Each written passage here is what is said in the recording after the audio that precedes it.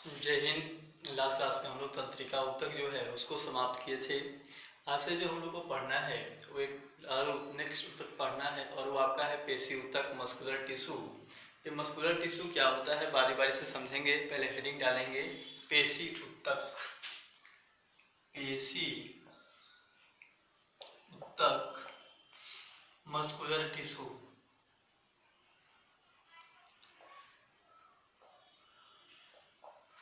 Muscular tissue अगर हम लोग देखें तो हम लोग क्या करते हैं, एक स्थान से दूसरे स्थान तक गमन करते हैं, जा सकते हैं।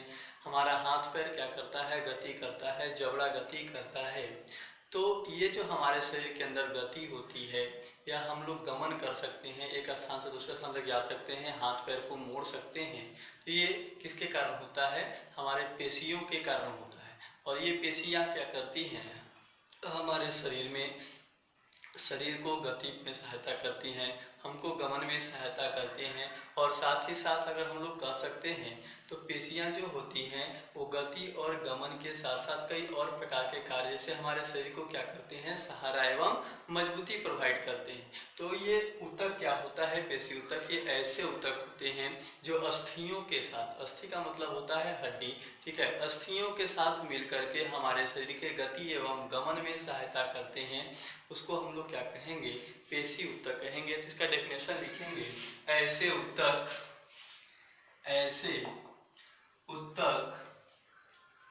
जो अस्थियों के साथ मिलकर गति एवं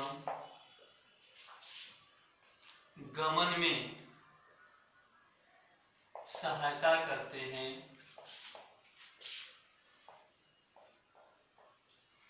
तथा शरीर को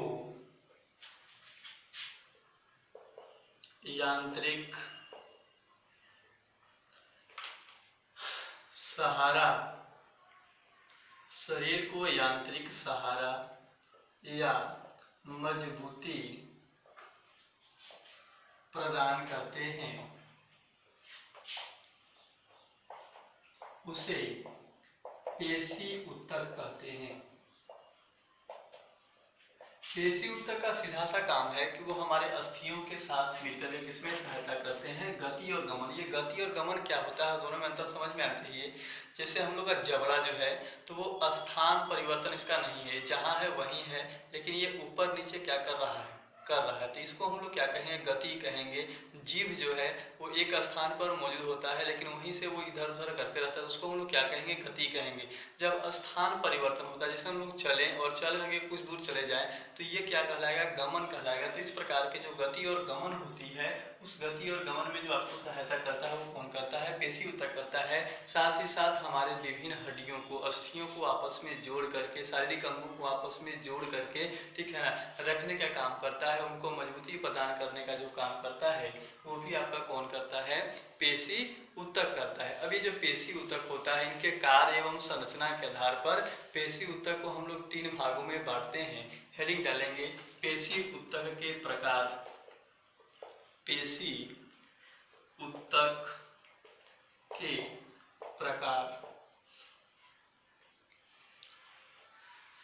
पेशी ऊतक जो होते हैं उनको 3 भागों में बांटा गया है।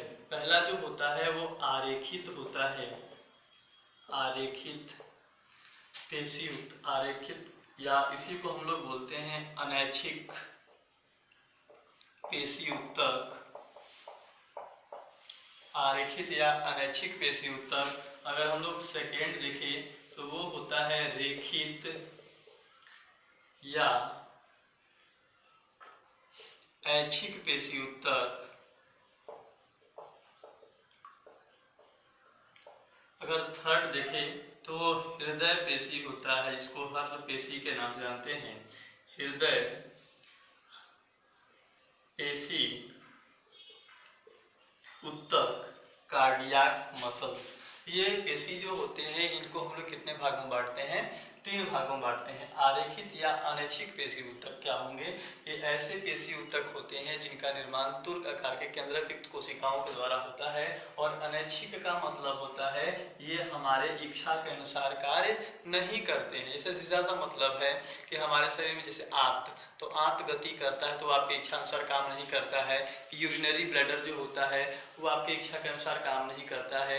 आइरिस, आंख में जो ब्लैक वाला भाग है वो फैलते और सिकुड़ते रहता है। जब हम लोग धूप में जाते हैं तो ये सिकुड़ जाता है, और जब अंधेरा में आते हैं तो ये फैल जाता है। ये जो फैलने और सिकुड़ने का काम है ये भी हमारे बस की बात नहीं है, इसको चाह करके भी हम लोग कंट्रोल नहीं कर सकते हैं। तो ये जो क्रियाएं हैं वो हमारे इच्छा के अनुसार नहीं हो रही हैं, इसलिए इसको हम लोग क्या बोलेंगे? अनैच्छिक क्रियाएं बोलेंगे। और अनैच्छिक क्रियाओं को नियंत्रित करने वाले पेशी जो होंगे उनको हम लोग क्या बोलेंगे? अनैच्छिक पेशी बोलेंगे। जबकि दूसरा जो पेशी है वो रेखित या ऐच्छिक पेशी है। ये ऐसे पेशी होते हैं जिनका निर्माण लंबे एवं केंद्रकीय कोशिकाओं के द्वारा होता है। इनमें धारियां मौजूद होती है, और धारियां मौजूद होने के कारण इनको हम लोग क्या बोलते हैं? रेखित पेशी बोलते हैं। ये हमारे हाथ और पैर के अस्थियों के साथ जुड़े हुए होते हैं और उनके गति में सहायता करते हैं। तो ये हाथ और पैर जो होता है वो हमारे इच्छा के अनुसार काम करते हैं। और इच्छा के अनुसार काम करने वाले अंगों के साथ जुड़े हुए पेशियों को हम लोग क्या बोलेंगे? ऐच्छिक पेशी बोलेंगे। अब अगर इसके बारे में बात करनी चाहिए हृदय पेशी, तो ये नाम से ही मालूम चल रहा है कि वो कहाँ पर मौजूद होगा? हृदय में मौजूद होगा।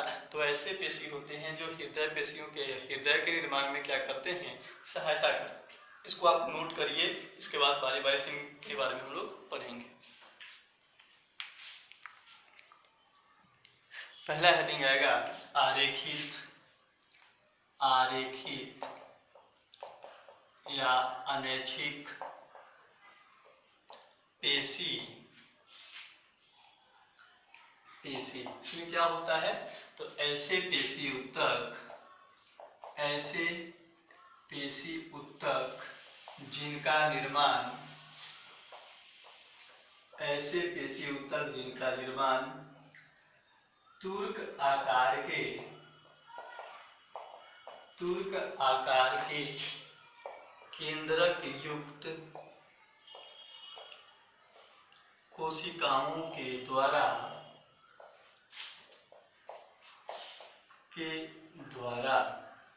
होता है। तुर्क आकार के केंद्रक युक्त कोशिकाओं के द्वारा होता है, उसे आरेखित पेशी कहते हैं। आरेखित पेशी कहते हैं। अभी बताए थे कि आरेखित पेशी जो होते हैं वो हमारे ऐसे अंगों के साथ, पार्ट्स के, शरीर के पार्ट्स के साथ जुड़े हुए होते हैं जो हमारे इच्छा के अनुसार कार्य नहीं करते हैं। तो इसीलिए अनैच्छिक पेशी को हम लोग इसीलिए आरेखित पेशी को हम लोग और क्या कहते हैं? अनैच्छिक पेशी कहते हैं। इसमें लिख सकते हैं आरेखित पेशी, पैरा चेंज करके, आरेखित पेशी हमारे इच्छा के अनुसार कार्य नहीं करते हैं। हमारे इच्छा के अनुसार कार्य नहीं करते हैं, इसलिए इन्हें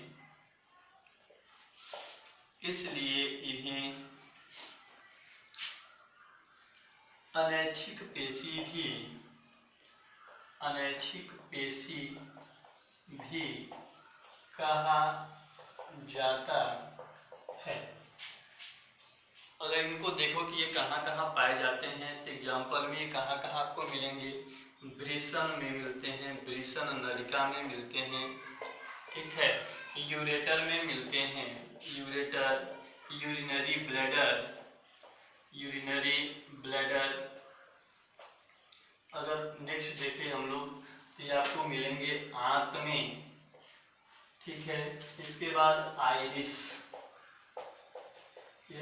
ये सब जो होता है ये ऐसे भाग होते हैं जहाँ पर आपका कौन सा पेशी ऊतक पाया जाता है? आरेखित या अनैच्छिक पेशी ऊतक। अब इसमें समझना है कि ऐसे पेशी ऊतक का निर्माण तुर्क आकार के केंद्रक युक्त कोशिकाओं के, तुर्क आकार कोशिका क्या होते हैं? इस प्रकार से लंबे लंबे कोशिका, और जिनका दोनों सिरा क्या होता है? नुकीला होता है, ऐसे कोशिका को हम लोग क्या कहते हैं, तुर्क आकार के कोशिका कहते हैं। और इसी कोशिका में क्या होता है, इस प्रकार से केंद्रक मौजूद होता है। ठीक है, तो ऐसे तुर्क आकार के लंबे लंबे कोशिकाओं को हम लोग क्या बोलते, से मिलकर बनने वाले ऊतक को क्या बोलेंगे, आरेखित पेशी ऊतक बोलेंगे। ये लिख सकते हैं केंद्रक, और ये तुर्क आकार के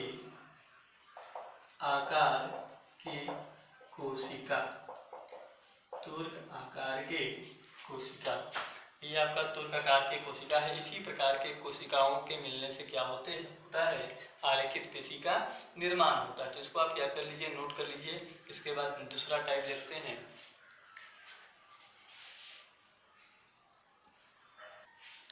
नेक्स्ट दूसरा जो आएगा वो रेखित, या इसी को क्या बोलते हैं, ऐच्छिक पेशी ऊतक।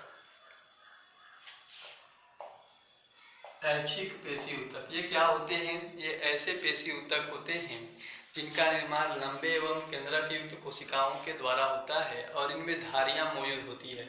इसलिए इन कोशिकाओं, इन ऊतकों को, इन पेशी ऊतकों को हम लोग क्या बोलते हैं, रेखित पेशी ऊतक बोलते हैं।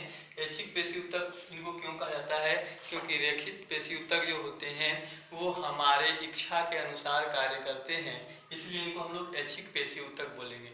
ये अब इस इच्छा के अनुसार क्यों काम करते हैं, तो ये हमारे हड्डियों से सीधे सीधे जुड़े हुए होते हैं और अस्थियों से जुड़े हुए होने के कारण ही इनको एक और नाम कंकाल पेशी के नाम से क्या किया जाता है, जाना जाता है। जिसमें लिख सकते हैं ऐसे पेशी ऊतक, ऐसे पेशी ऊतक जिनका निर्माण, ऐसे पेशी ऊतक जिनका निर्माण लंबे एवं केंद्रक युक्त कोशिकाओं के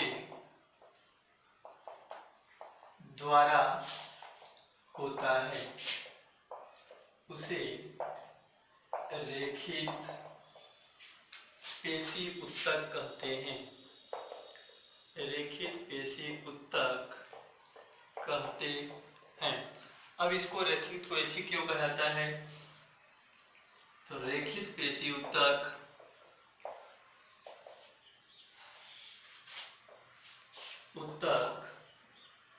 हमारे इच्छा के अनुसार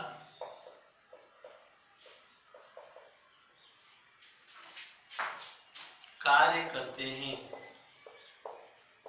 इच्छा के अनुसार कार्य करते हैं, इसलिए इन्हें ऐच्छिक पेशी ऊतक भी कहा जाता है। ऐच्छिक पेशी ऊतक भी कहा जाता है। अगर हम लोग देखें तो इसमें लिख सकते हैं ये मुख्य रूप से अस्थियों से जुड़े होते हैं, इसलिए इन्हें कंकाल पेशी भी कहते हैं। और ये कहाँ पर पाए जाते हैं, ये जैसे ये मुख्य रूप से हाथ, पैर, मुंह, जबड़ा कह सकते हैं, गर्दन आदि में पाए जाते हैं। इसमें इम्पोर्टेंट है, ये इनको कंकाल पेशी क्यों कहा जाता है, ये इच्छा के अनुसार कार्य करते हैं, इनको हम लोग क्या कहते हैं, ऐच्छिक पेशी कहते हैं। और इनका निर्माण जो होता है वो लंबे कोशिकाओं के द्वारा होता है जिनमें धारियां मौजूद नहीं होती हैं, इसलिए इनको हम लोग क्या, जिनमें धारियां मौजूद होती हैं इसलिए इनको हम लोग क्या कहते हैं, रेखित पेशी ऊतक कहते हैं। इसका डायग्राम देखना है, ये इस प्रकार के लंबे लंबे कोशिकाओं से मिलकर के बना हुआ होता है। और इन कोशिकाओं में क्या होता है, इस प्रकार से धारियां मौजूद होता है।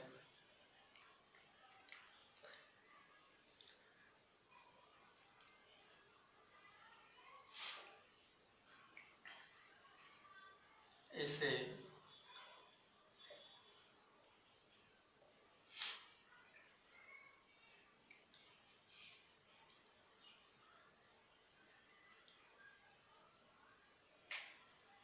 और इनमें क्या होते हैं, केंद्रक मौजूद होते हैं। तो इस प्रकार के लंबे धारियां युक्त कोशिकाओं के द्वारा इस ऊतक का, पेशी ऊतक का निर्माण होता है। इसीलिए इस पेशी ऊतक को हम लोग क्या कहते हैं, रेखित पेशी ऊतक कहते हैं। रेखित पेशी ऊतक, इसको नोट कर लीजिए, बना लीजिए। ये जो है ये केंद्रक है, नोट करिए।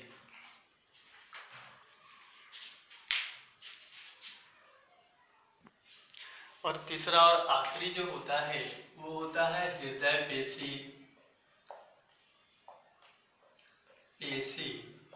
इसको कार्डियाक मसल्स के नाम से भी जानते हैं अंग्रेजी में। अब हृदय पेशी क्या होता है, तो ऐसे पेशी ऊतक जिनसे हृदय का निर्माण होता है, लिख सकते हैं ऐसे पेशी ऊतक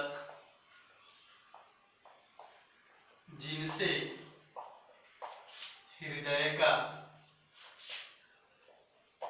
निर्माण होता है उसे हृदय पेशी कहते हैं। और ये बताने वाली बात नहीं है कि ये कहाँ पर मौजूद होंगे, ये हृदय में पाए जाते हैं। अब अगर इनकी संरचना देखें तो ये संरचना में किसके समान होते हैं, रेखित पेशी के समान होते हैं, जबकि ये कार्य आरेखित पेशी या अनैच्छिक पेशी के जैसा करते हैं। इसमें लिख सकते हैं नोट करके, हृदय पेशी की संरचना रेखित पेशी के समान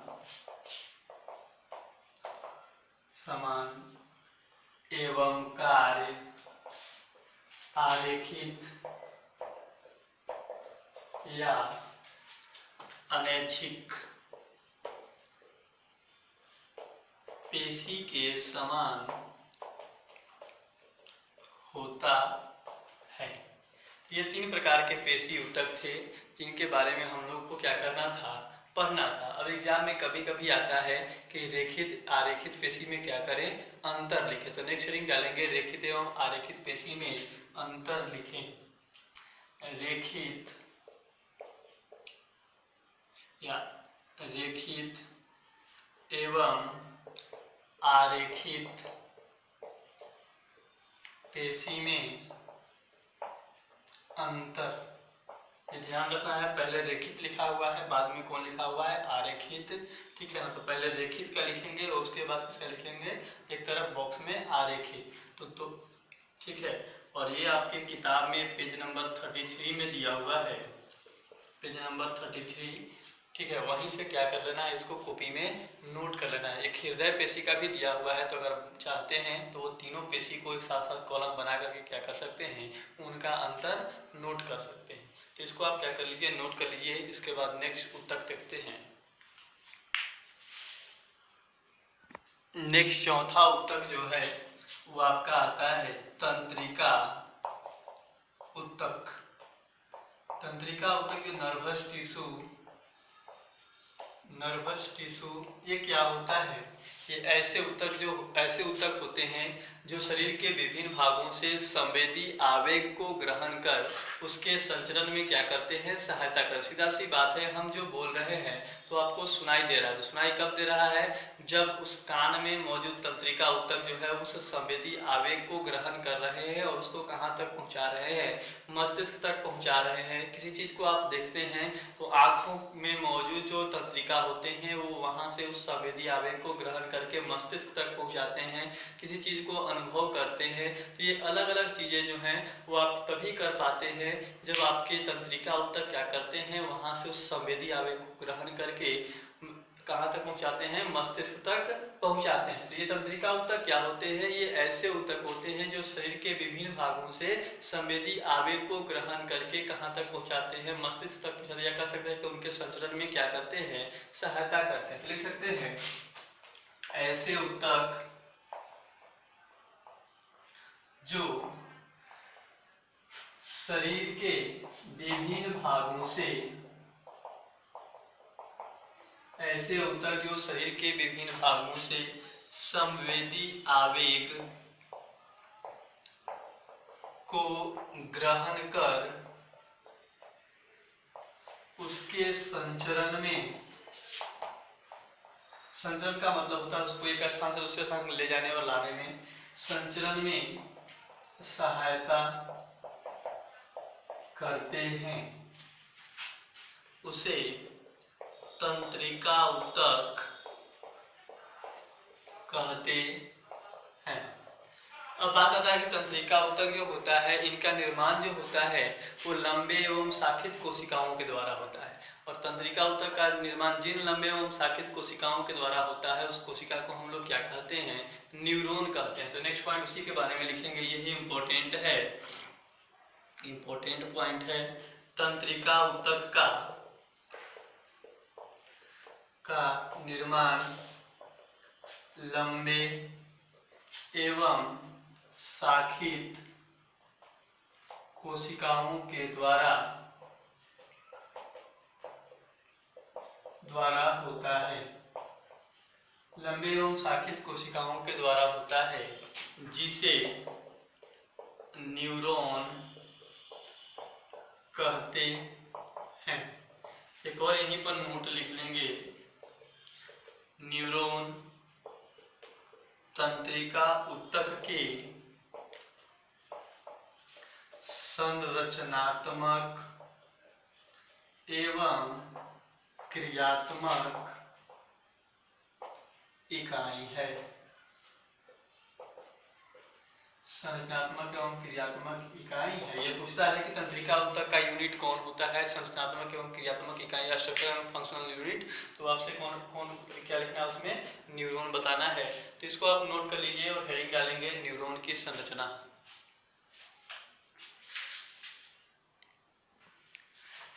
हेडिंग डालेंगे न्यूरॉन की संरचना। और इसको देखिएगा, बना रहे हैं हम के सामने ही। इस प्रकार से न्यूरॉन कोशिका होता है। न्यूरॉन कोशिका का जो शुरुआत होता है वो इस प्रकार के तारे जैसी कोशिकाओं के द्वारा होता है। और ये जो तारे जैसी कोशिका, जिनके मिलने से न्यूरॉन कोशिका बनता है, इन कोशिकाओं को हम लोग क्या कहते हैं, साइटोन कहते हैं। अब देखिए ये है, ये न्यूरॉन कोशिका है। और न्यूरॉन कोशिका के यहाँ पर क्या होता है, इस प्रकार से छोटे छोटे परवर्त बाहर निकले हुए होते हैं, छोटे छोटे तंतुनुमा संरचना बाहर निकले हुए होते हैं। और ये तंतुनुमा संरचना जो न्यूरॉन कोशिका से बाहर निकलते हैं, इनको हम लोग डेंड्रॉन कहते हैं, डेंड्रॉन या डेंड्राइट्स, डेंड्राइट्स या इसी को ब्रैकेट में लिख लेंगे डेंड्रॉन। दूसरा ये डेंड्रॉन है, तो इनका काम क्या है, ये आवेग को ग्रहण करते हैं और इस तारे के समान दिखाई देने वाली कोशिका को दे देते हैं। ये जो तारे के समान दिखाई देने वाली कोशिका है, इस कोशिका को हम लोग साइटोन कहते हैं, साइटोन। और साइटोन में क्या होता है, अंदर कोशिका द्रव मौजूद होता है और ये एक बड़ा सा केंद्रक मौजूद होता है। अब ये जो साइटोन है, साइटोन के नीचे आपको दिखाई दे रहा है एक लंबी कोशिका ये है। और ये जो लंबी कोशिका है, इस लंबी कोशिका को हम लोग क्या कहते हैं, एक्सॉन कहते हैं। जो पूरा का पूरा लंबी कोशिका जो है वो नीचे की ओर जाकर के कई भागों में इस प्रकार से बट जाता है।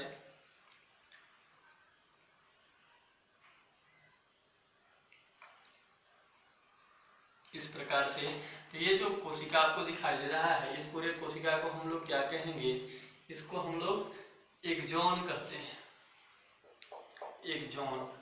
तो न्यूरॉन कोशिका जो होता है उसके मुख्य रूप से तीन भाग। पहला जो भाग होता है जिसको डेंड्रॉन कहते हैं, तो ये साइटोन से निकलने वाले छोटे छोटे पदार्थ को डेंड्रोन, ये तारे जैसी कोशिका जो है उसको साइटोन बोलेंगे, और तारे जैसी कोशिका से निकलने वाली इस लंबी कोशिका को हम लोग क्या बोल रहे हैं, एक्सोन बोल रहे हैं। अब ये जो एक्सोन है वो चारों ओर से क्या होता है, कई आवरण द्वारा घिरा हुआ होता है इस प्रकार के।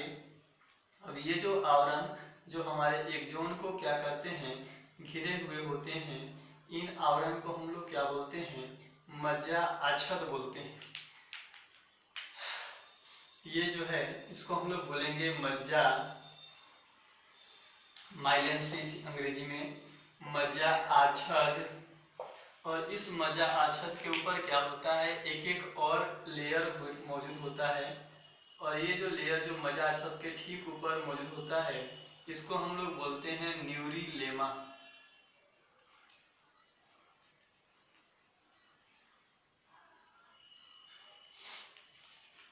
इस सेकेंड वाला लेयर जो है, सेकेंड वाले लेयर को हम लोग क्या बोलेंगे, न्यूरिलेमा कहते हैं। अब इस मज्जा आच्छाद और न्यूरिलेमा के बीच में इस प्रकार से एक छोटा छोटा गोलाकार क्या होता है, कोशिका मौजूद होता है। और ये जो कोशिका यहाँ पर जो मौजूद है, इस कोशिका को हम लोग क्या बोलते हैं, श्वान कोशिका कहते हैं। कौन सा कोशिका कहेंगे, श्वान कोशिका कहेंगे। अब देखिए ये मज्जा आच्छाद है, नीचे वाला भी मज्जा आच्छाद है, ये मज्जा आच्छाद, ये इसके नीचे वाला मज्जा आच्छाद, और दोनों के बीच में छोटा छोटा क्या दिखाई दे रहा है, गैप दिखाई दे रहा है। और दो मज्जा आच्छाद के बीच में ये जो गैप होता है इसको बोलते हैं रेनवियर का नोड, रेनवियर का नोड कहते हैं। अब ये नीचे अंदर वाला क्या था, एक्सोन था, और एक्सोन का ये जो बाहरी भित्ति दिखाई दे रही है ब्लैक लाइन से, इस बाहरी भित्ति को हम लोग क्या कहेंगे, एक्सोलेमा कहते हैं, एक्सोलेमा कहते हैं। अब इसी एक्सोलेमा के अंदर ये जो खाली स्थान दिखाई दे रहा है, इस खाली स्थान के अंदर क्या होता है, एक द्रव भरा हुआ होता है, और इस द्रव को हम लोग बोलते हैं एक्सोप्लाज्म। कौन सा द्रव बोलेंगे, एक्सोप्लाज्म, यहाँ पर लिख रहे हैं एक्सोप्लाज्म। अब देखिए एक्सोन कोशिका नीचे आकर के कई भागों में क्या हो रहा है, बढ़ रहा है, कई शाखाओं में। ये जो शाखा आपको दिखाई देता है, इस शाखा को हम लोग बोलते हैं टीलोडेंड्रिया। टीलोडेंड्रिया का जो आखिरी भाग, अंतिम भाग होता है, वो फूला हुआ होता है, और इस फूले हुए भाग को हम लोग बोलते हैं सिनेप्टिक पुटिका। और इस सिनेप्टिक पुटिका में क्या होता है, इस प्रकार से गोलाकार थैलीनुमा रचना होता है, और ये थैलीनुमा रचना जो सिनेप्टिक पुटिका के अंदर मौजूद, सॉरी, इसको सिनेप्टिक नोब कहते हैं। और सिनेप्टिक नोब के अंदर मौजूद ये जो थैलीनुमा रचना होता है, इस थैलीनुमा रचना को हम लोग क्या बोलेंगे, सिनेप्टिक पुटिका। और इस सिनेप्टिक पुटिका में क्या होता है, एक द्रव भरा हुआ होता है, और उस द्रव को बोलते हैं हम लोग एसिटोकोलिन, एसिटोकोलिन, या इसी को बोलते हैं न्यूरोट्रांसमीटर, एसिटोकोलिन या न्यूरोट्रांसमीटर। तो ये आपकी किताब में भी ये डायग्राम दिया हुआ है, अगर जिनको यहाँ से मालूम नहीं चल रहा होगा वो किताब से बना लेंगे, लेकिन इतना सारा नाम जो हम लिखे हैं वो आपकी किताब में नहीं दिया हुआ है, तो इसको क्या करिए, बना लीजिए, इसके बाद इसके बारे में लिखते हैं। हेडिंग डालेंगे न्यूरॉन के मुख्य भाग। अच्छा, पहला जो भाग आता है वो आपको पता है कौन आता है, डेंड्रोन आता है। अभी डायग्राम में आपको बता दी, ये इस प्रकार से मान लीजिए न्यूरॉन है, और ये नीचे वाला सबसे बड़ा कौन होता है, एक्सोन, और इसी के ऊपर से निकलने वाला छोटे छोटे जो पर्वत थे इनको हम लोग क्या कहते हैं, डेंड्रोन कहते हैं। तो यहाँ पर लिख सकते हैं कि साइटोन से निकलने वाले छोटे छोटे पर्वत को, साइटोन से निकलने वाले छोटे छोटे पर्वत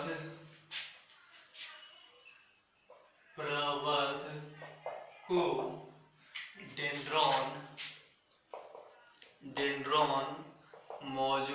डेंड्रोन कहते हैं। इसी में लिखेंगे डेंड्रोन पर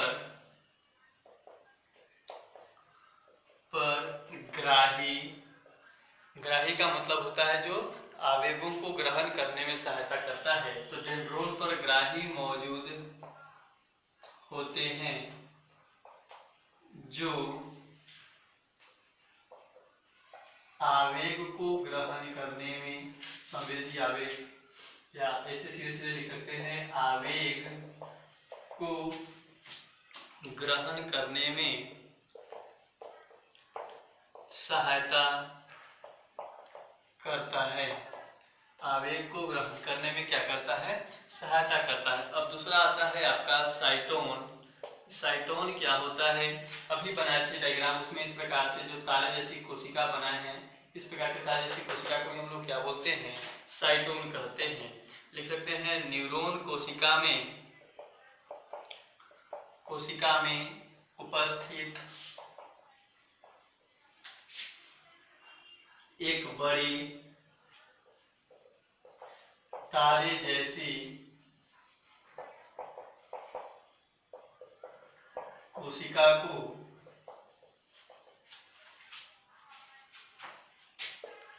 साइटोन कहते हैं। इसमें लिखेंगे साइटोन कहते हैं, इसी में लिखेंगे। इसमें कोशिका द्रव एवं एक बड़ा केंद्रक मौजूद होता है। एक बड़ा केंद्रक मौजूद होता है। तो ये हो गया साइटोन। और तीसरा जो मुख्य भाग होता है वो होता है एक्सोन। और एक्सोन क्या होता है? तो अभी तंत्रिका कोशिका में जो सबसे नीचे की ओर लंबा वाला जो भाग था उसको हम लोग क्या बोलेंगे? एक्सोन कहेंगे। तो एक्सोन क्या होता है? साइटोन से निकलने वाले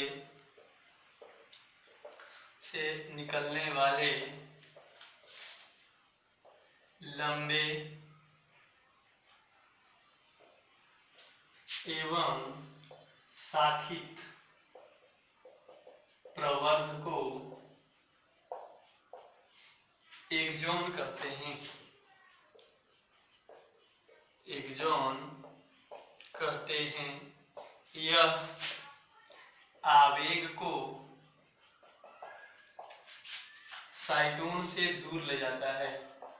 साइटोन से दूर ले जाता है। इसको नोट करिए, इसके बाद आगे बढ़ते हैं। नेक्स्ट जो आता है हेडिंग, वो आता है मज्जा आच्छद। मज्जा आच्छद क्या होता है? तो एक्सोन चारों ओर से एक श्वेत चर्बीदार परत द्वारा घिरा होता है, जिसे मज्जा आच्छद कहते हैं।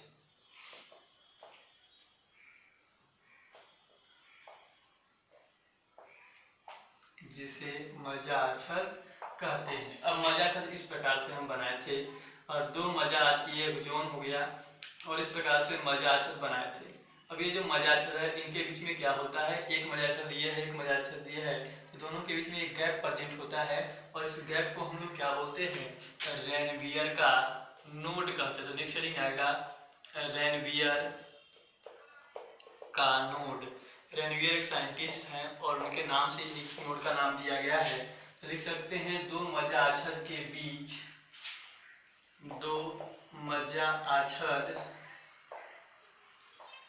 के बीच के अंतराल को रेनवियर का नोड कहते हैं। रेनवियर का नोड कहते हैं। तो ये था रेनवियर का नोड। इसके बाद एक और चीज आपको जो इम्पोर्टेंट समझना है वो है, पढ़ना है सिनेप्सिस। सिनेप्सिस क्या होता है? हमारे शरीर में कई तंत्रिका कोशिका, कई न्यूरॉन कोशिका होता है, और सभी न्यूरॉन कोशिका जो होते हैं वो एक दूसरे से क्या होते हैं? जुड़े हुए होते हैं। तो अगर हम इस तरह से न्यूरॉन कोशिका बना रहे हैं, ये न्यूरॉन कोशिका है, एक न्यूरॉन कोशिका, ये दूसरा न्यूरॉन कोशिका, ये तीसरा। तो देखिए यहाँ से जब मैसेज चलना शुरू होता है इस दिशा में, तो यहाँ तक आने के बाद देखिए ये दोनों आपस में जुड़े हुए नहीं हैं, इनके बीच में ये क्या है, गैप है, और इस गैप को हम लोग क्या बोलते हैं, सिनेप्सिस बोलते हैं। तो सिनेप्सिस क्या होगा, दो क्रमवर्ती न्यूरॉन कोशिकाओं के बीच के अंतराल को हम लोग क्या बोलेंगे, सिनेप्सिस बोलेंगे। यहाँ पर भी ये न्यूरॉन कोशिका, ये भी न्यूरॉन कोशिका है, और इनके बीच में भी ये गैप प्रेजेंट है, और इस गैप को हम लोग क्या बोलेंगे, सिनेप्सिस बोलेंगे। और इसी सिनेप्सिस के द्वारा क्या होता है, एक न्यूरॉन कोशिका से दूसरे न्यूरॉन कोशिका में आवेग का संचरण होता है। तो नेक्स्ट हेडिंग डालेंगे सिनेप्सिस, इंपॉर्टेंट कर लीजिएगा। लिखिए, दो क्रमवर्ती न्यूरॉन कोशिकाओं के बीच के अंतराल को सिनेप्सिस कहते हैं। अंतराल को सिनेप्सिस कहते हैं। इसके बाद दो और डेफिनेशन है, एक है आपका तंत्रिका और दूसरा जो होता है वो गुच्छिका होता है। तंत्रिका क्या होता है, एक जोन के समूह को तंत्रिका कहते हैं और साइटोन के समूह को हम लोग क्या कहते हैं, गुच्छिका कहते हैं। तो लिखेंगे, एक जोन के समूह को तंत्रिका कहा जाता है। एक जोन के समूह को तंत्रिका कहा जाता है। और गुच्छिका अगर लिखना है नेक्स्ट हेडिंग, तो गुच्छिका क्या होगा, गुच्छिका जो होता है वो साइटोन का समूह होता है। साइटोन के समूह को गुच्छिका कहते हैं। साइटोन के समूह को क्या कहेंगे, गुच्छिका। एग्जाम में पूछा है कि तंत्रिका क्या होता है, तो तंत्रिका, एक जोन के समूह को हम लोग क्या कहेंगे, तंत्रिका कहेंगे, और साइटोन के समूह को हम लोग क्या कहेंगे, गुच्छिका कहेंगे। यहाँ पर इसके बाद जो है वो आपका चैप्टर क्या होता है, समाप्त होता है, ऊतक। ठीक है, और इससे संबंधित जो क्वेश्चन आंसर है वो आप लोग क्या कर लीजिएगा, पूरा कर लीजिएगा। जो क्वेश्चन आंसर समझ में नहीं आएगा वो कमेंट बॉक्स में लिख दीजिएगा, हम बताने का कोशिश करेंगे। और बाकी विशेष जो है वो अगले क्लास में। तब तक के लिए धन्यवाद। नोट कर लीजिए इसको।